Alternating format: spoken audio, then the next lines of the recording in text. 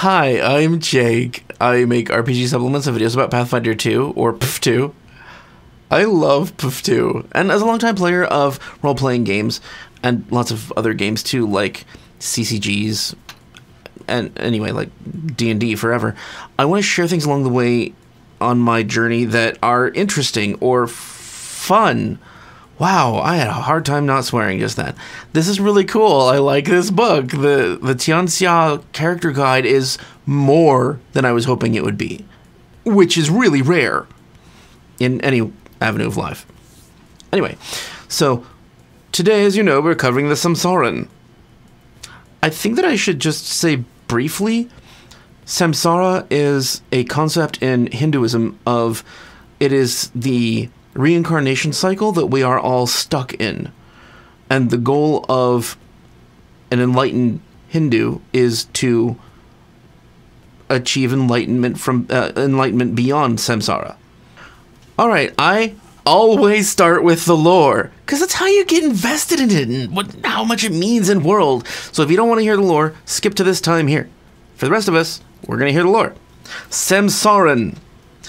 Samsarans, as the tale goes, originated with a group of scholars in Ziha who ventured into the mountains to find the cure for an illness ravaging their village. After weeks of peril, they found a freshwater spring filled with pure magical life essence. This water brought the scholars back from the brink of death and cured the villagers. Given a new chance at life, everyone who drank the water devoted the rest of their life to learning and experiencing the world fully. Upon death, this devotion, combined with the magical essence now infused in their bodies, transformed these people into the first Samsarans. Samsarans dedicate themselves to achieving enlightenment, a true understanding of everything and everyone in the world around and beyond them. Unlike Duskwalkers, Samsarans reincarnate many times over, with some accumulating thousands of lived lives. This cycle of reincarnation continues until the individual Samsaran achieves this goal of enlightenment, or irrevocably fails at making any progress toward it. At that time, a Samsaran soul passes onto the great beyond, and their body melts into pure water. For those Samsarans who succeeded at enlightenment, they find a time of peace and satisfaction in the afterlife. Those who have failed instead encounter an afterlife filled with misery, punishment, reminders of past failure, or in extreme cases, nothing, leaving the souls to waste away for the rest of time. That sucks.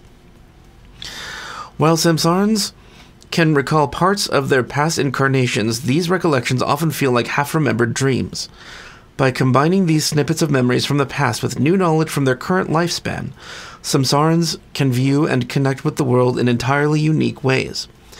The detachment that comes with countless lifetimes sometimes makes it difficult for Samsarans to empathize and connect with others, however. If you want to play a character who experiences a repeated cycle of existence, seeking out new knowledge and experiences as you walk a path to learning everything you can about the universe, you should play a Samsaran. You might be single-minded toward a goal to complete the next step of your enlightenment. You might have a deep sense of curiosity for other people and their perspectives. You might take things at a slower pace, putting things off until the next cycle of reincarnation. You might be blue, because they're all blue.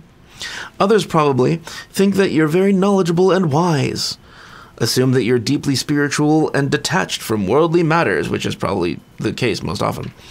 Consider you immortal and envy your ability to reincarnate. Physical description. Samsarans reflect the diversity of whatever ancestry they had in their first mortal life cycle, and only upon their first rebirth do they take on the unique features of their kind. The reincarnation cycle gives Samsarans blue skin tones, often in a pale shade, but ranging to the deepest midnight navy as well. They have pupilless eyes that are typically pallid in coloration, comparable to the moon.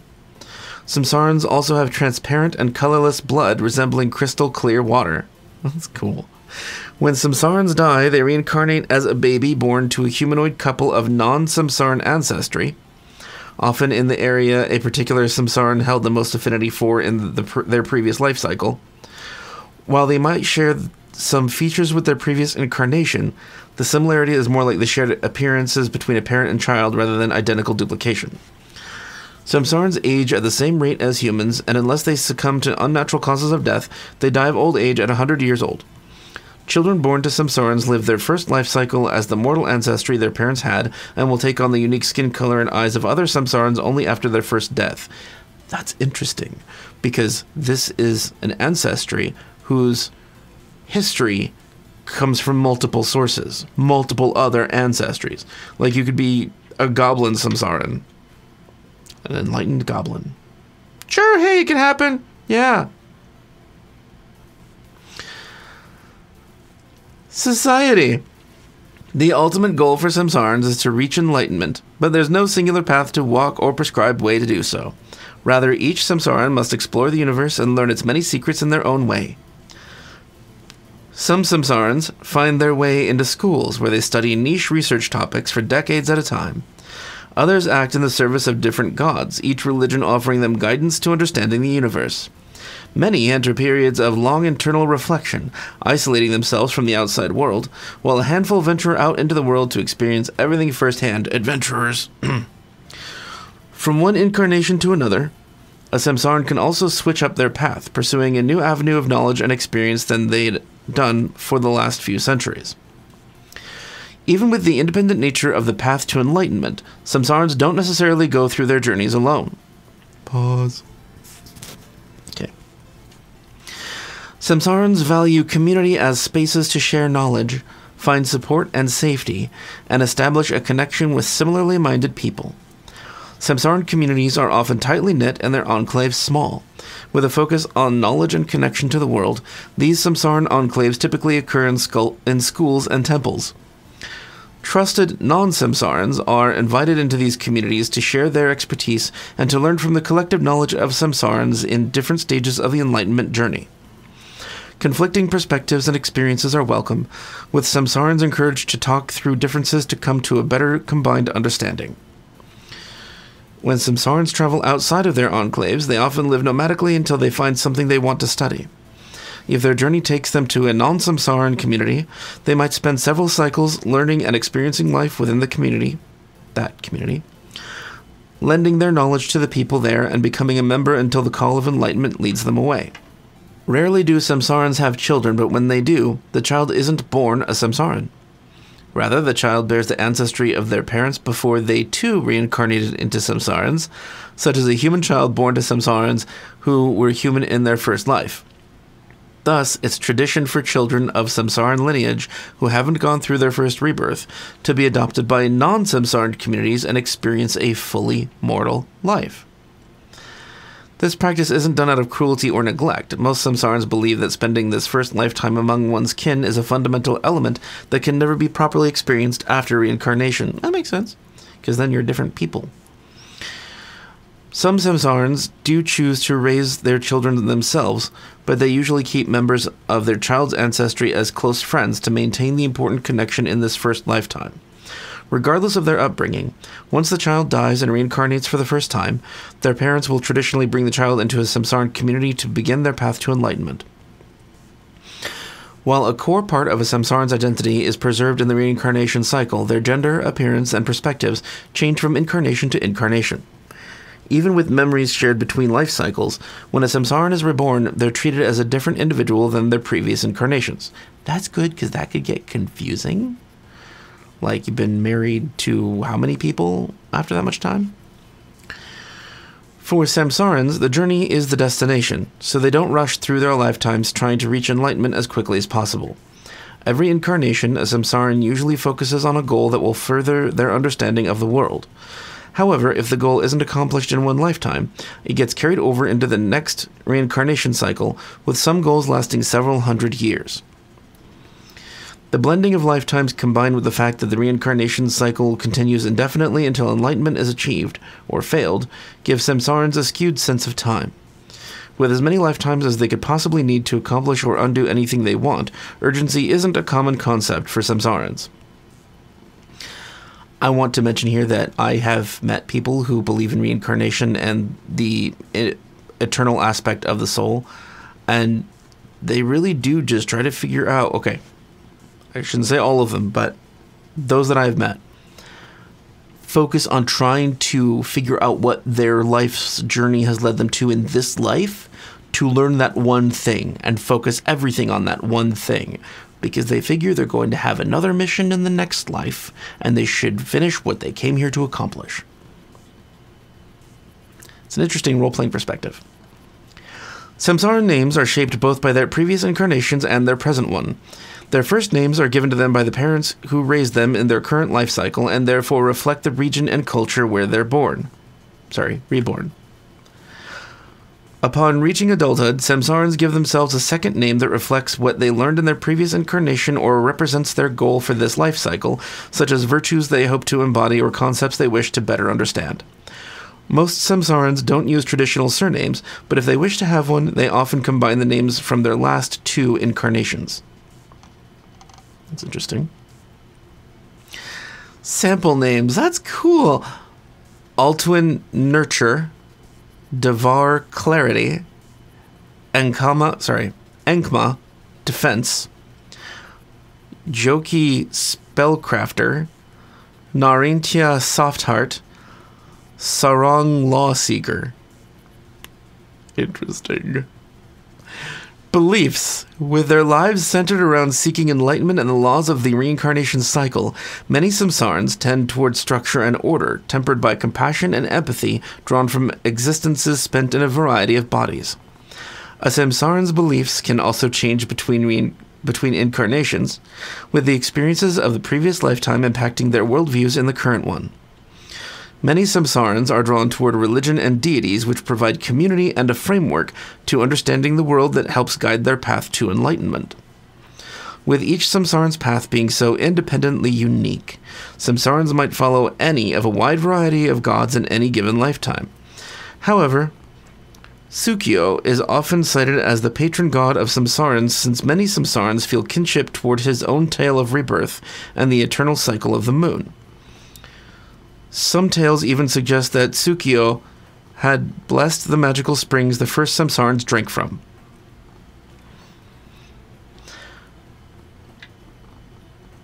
I imagine they have a strong belief in personal freedom as well then, because who can dictate what you need to do with your life except your own soul?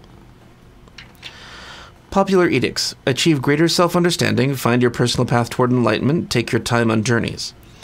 Popular anathema. Live without intention or purpose. Prevent others from genuine attempts at learning. Stagnate in thought or passion. Alright, now I'm going back to the previous page to talk about the Samsaran's mechanical traits. Rarity, uncommon. Common in Zia, Poli, and Goka.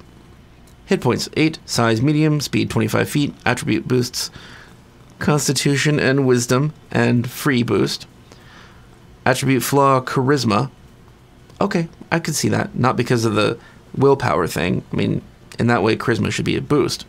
But that they don't really spend as much energy connecting as being introspective. Languages. Common, Samsaran, and additional languages equal to your intelligence modifier. Languages, common, Samsaran, and then more languages equal to your intelligence modifier, like usual. Traits. Humanoid, Samsaran. Low light vision. Cryptomnesia. You retain bits of knowledge from your former lives. You gain a +1 circumstance bonus to untrained skill checks. Nice! That's a cool bonus. That's extremely useful. Hi, I know. They also have the Wanderer's Soul ability. Your soul is especially able to return to the cycle of reincarnation.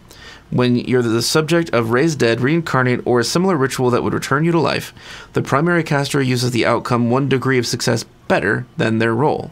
You always return to life as a Samsaran, even if the ritual would reincarnate you into a body of a different ancestry. Neat.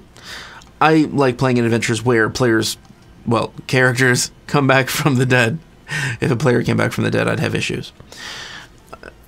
And this is a neat perk that would actually matter in my games. So that's just fun. Samsaran heritages. A Samsaran's past lives can bear great influence on their current incarnation. Choose one of the following Samsaran heritages at first level. Healer Samsaran. In seeking enlightenment, your past incarnations have wandered away from the ancestral homelands of Xia, exploring the different nations of Tian Xia and elsewhere in Golarion. Your past incarnations had dangerous encounters while traveling, and you frequently have flashbacks to healing wounds. You become trained in medicine. If you would automatically become trained in medicine from your background or class, for example, you instead become trained in a skill of your choice. When you use medicine to treat wounds on yourself, you can use your special techniques to add your level to the hit points you regain from the treatment. That's always going to be useful. Mildly. That's not a heritage I would bother taking. Like if it started you off with battle medicine, then maybe, but it doesn't. Next heritage, Mountaineer Samsaran. Your past incarnations dwelled in the caves on the snow-capped mountains of Tian Xia, so your body has become adept at surviving frigid storms. You gain cold resistance equal to half your level, minimum 1. You treat environmental cold effects as if they were one step less extreme. Incredible cold becomes extreme cold becomes severe, and so on. Boring. Oracular Samsaran. Your past lives have provided heightened insight to the spiritual world and current and future events as history repeats itself. Yeah, it does. Choose Arcane, Divine, or Occult. You gain 1 cantrip from that magical tradition's spell list. You can cast the spell as an innate spell at will, as a spell of your chosen tradition. A cantrip is heightened to a spell rank equal to half your level rounded up. What does that have to do with history repeating itself?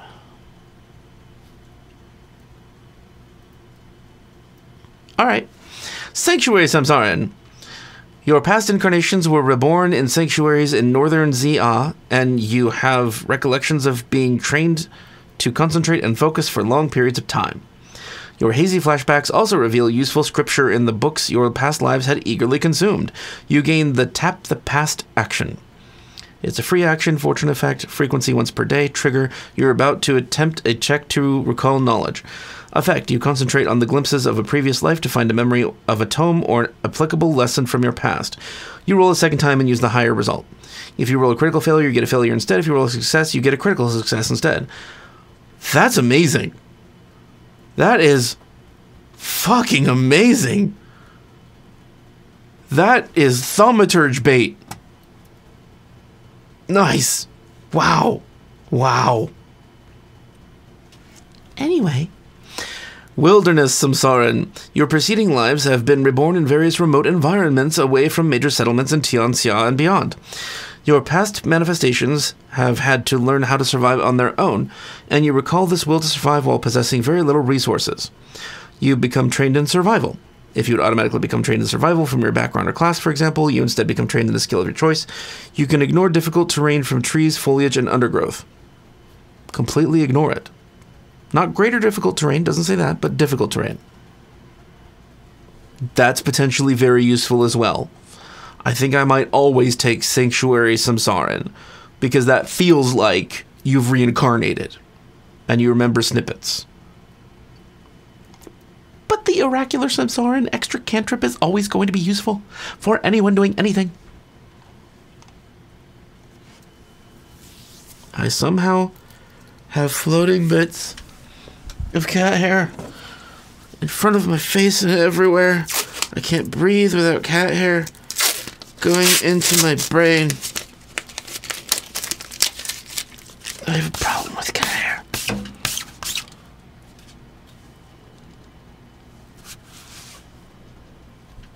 I like that the Samsaran seem to care about the past and are generally responsible people. They're adults. It's like written into their ancestry. They feel like the opposite of orcs, or maybe opposite of goblins. Ancestry feats. At first level, you gain 1 ancestry feat, then you gain ancestry feats. I don't need to read that. First level, all this will happen again. It's a reaction, fortune, mental, Samsaran traits. Frequency once per day. Trigger, you fail or critically fail a will save against an emotion effect.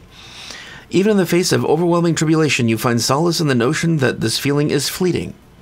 All things are merely part of a never-ending cycle. Reroll the triggering saving throw with a +1 status bonus. You must use the second result, even if it's worse. That is great and useful. And every GM will throw something emotional at characters at some point. I mean, emotion trait based. Next level 1 feat, Elucidating Vision. Your eyes have seen many things in your past lives, and your sight seems to have grown more powerful over your lifetimes. You gain dark vision. I wish they had explained that differently, but fine, dark vision, great. It's a good thing. Next level 1 feat, innate understanding. Vague connections to the knowledge and prowess of your past help guide you in tasks that this life might not understand. You can attempt skill actions that normally require a character to be trained, even if you're untrained, and you gain a +2 circumstance bonus to the check when doing so. That's so cool! That's great. That's always going to be useful. Fuck! Okay, so it's really good ancestry so far.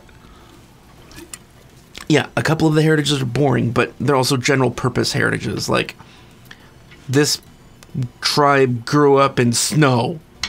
It happens. Next level 1 feat, remnants of the past. Memories of your first life are strong and continually return to you, even after several incarnations. You gain the adopted ancestry feat and can choose any common or uncommon humanoid ancestry with the feat. Or uncommon. That is not normally the case. You also gain the additional lore general feat for your chosen ancestry's lore, such as dwarven lore or ratfolk lore. You get this at first level? That's great. Next level 1 feat, Samsaran lore. You have untold ages of knowledge beneath your belt, focused on the pursuit of enlightenment. You gain the trained proficiency rank in religion and society. Of course you do. If you would automatically become trained in one of those skills for your background or class, for example, you instead become trained in a skill of your choice. You also gain the additional lore general feat for Samsaran lore. Great. Next level 1 feat, Samsaran weapon memory. I like that they made their ancestral weaponry feat memory-based. Not just, well, you learned this growing up. No, you learned this 400 years ago in the other life. The training of your past lives, and even of those of Samsarans who came before, is deep-seated and guides your movements in combat. Choose 2 weapons with an ancestry trait from 2 different common humanoid ancestries, or other ancestries you have access to. Neat. You gain access to your chosen weapons. You have familiarity with these weapons. For the purposes of proficiency, you treat any of these that are martial weapons as simple weapons, and any that are advanced weapons as martial weapons. At 5th level, whenever you get a critical hit with one of these weapons, you get its critical specialization effect. I see that as easily abusable, but fun. Man, you can take your pick of all ancestry's weapons. 5th level.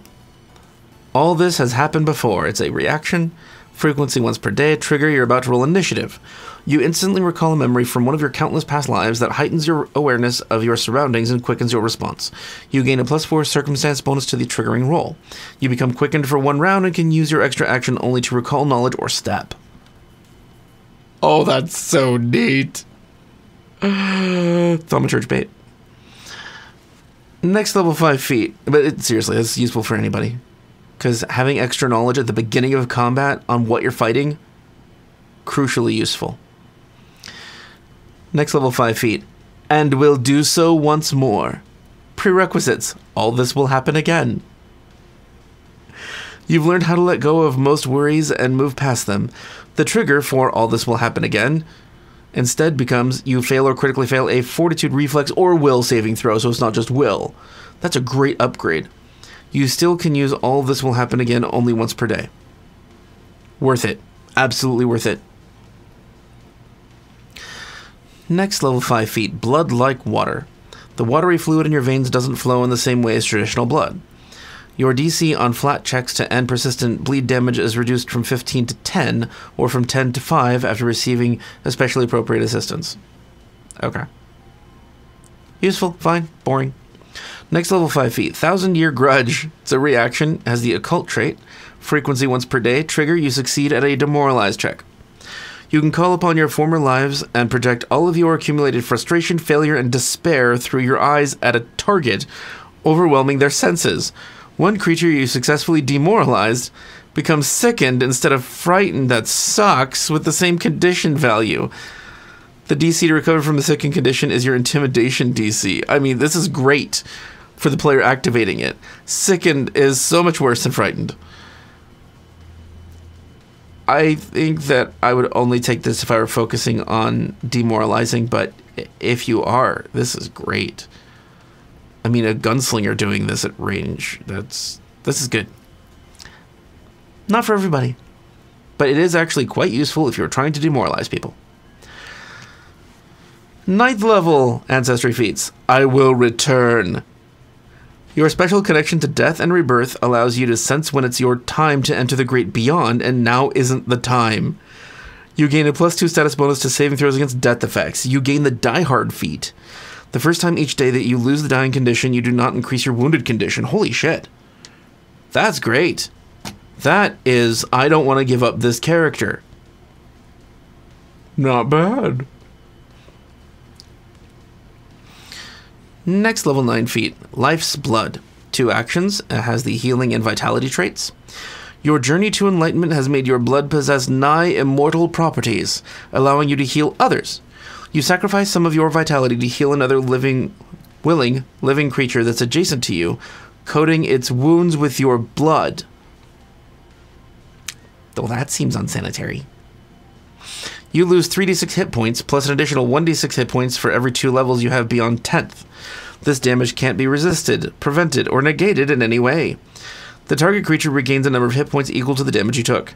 Creatures you heal in this manner are then temporarily immune to your life's blood for 24 hours. I guess that's useful. It's not a net gain.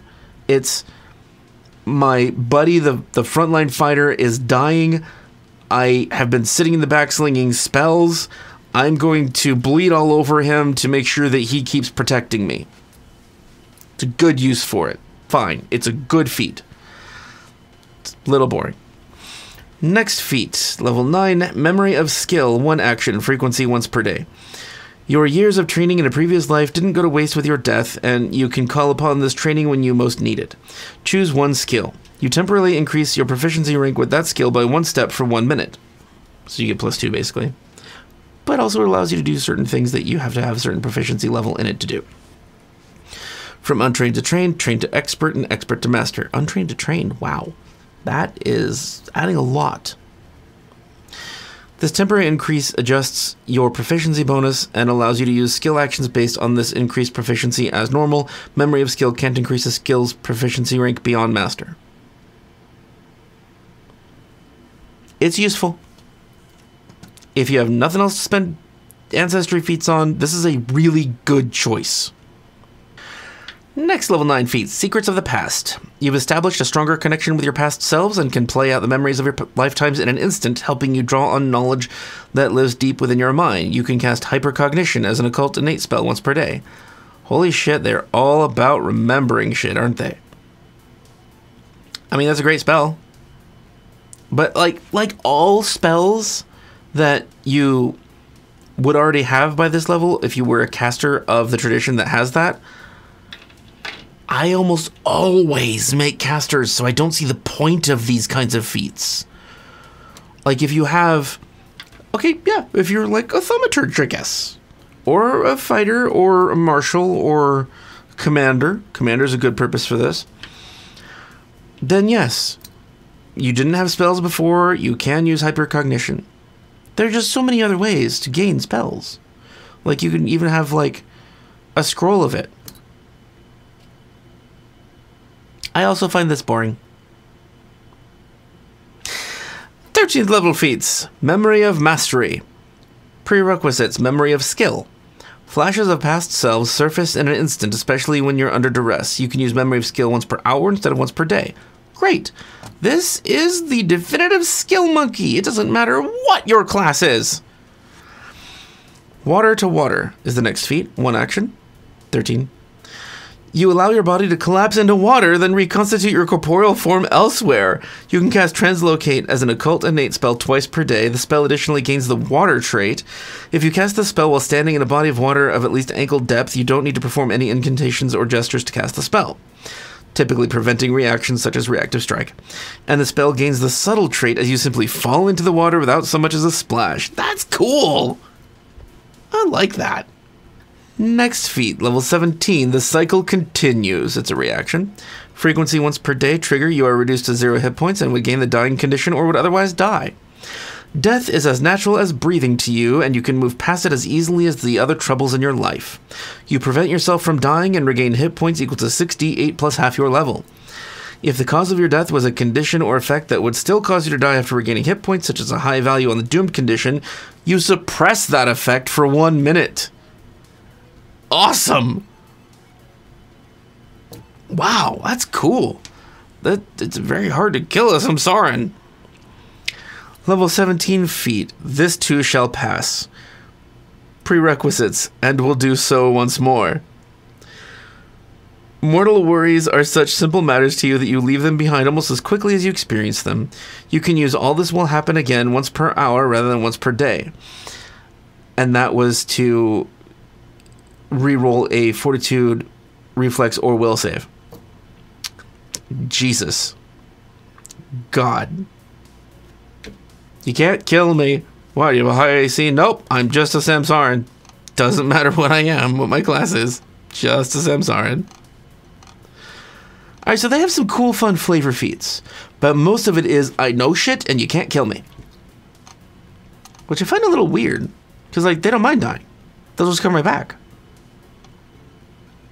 Yeah. A little odd. Okay.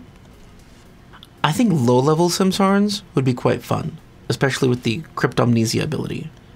Adding 1 to untrained skill checks. Just neat. Always useful. Thank you for spending time with me today. I'm going to be coming out with another Tian Xia video very shortly.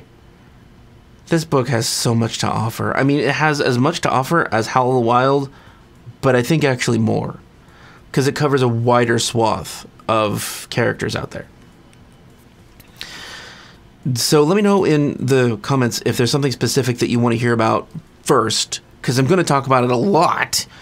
It just matters like what's most urgent to hear. And if you're a patron, thank you for joining my Patreon and for helping out the channel. If you're interested in joining or helping out the channel, go to Patreon below. If you sign up for $5 or more, you get entered into a monthly drawing to win cool dice, or dice bags, or dice trays, or, I don't know, a free cat. We like cats here. Deal with it. Alright, if you want to catch up on the rest of the Tian Xia playlist, it's here. And archetype videos will be here as well. Thank you. Bye-bye.